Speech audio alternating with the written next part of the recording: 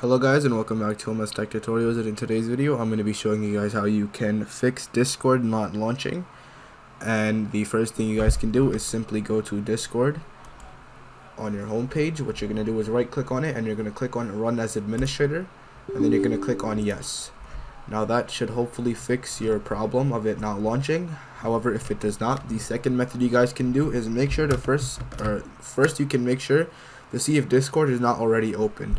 So for example, if I have Discord open here, like here example, I'm just gonna simply click on End Task. I'm gonna forcefully close Discord, and then once I do that, I can simply reopen or relaunch Discord how I normally do it, and hopefully that should fix the error. The second method you guys can do is go to Properties, or right click on Discord, go to Properties, go to the Compatibility tab, check on Run this program as an administrator, check on the Run this program in compatibility mode for Windows 8. Once you do that, hit apply and then click on OK, and hopefully that should fix your problem. If that does not fix your problem, the final method you guys can do is simply uninstall Discord and then reinstall it with the latest update.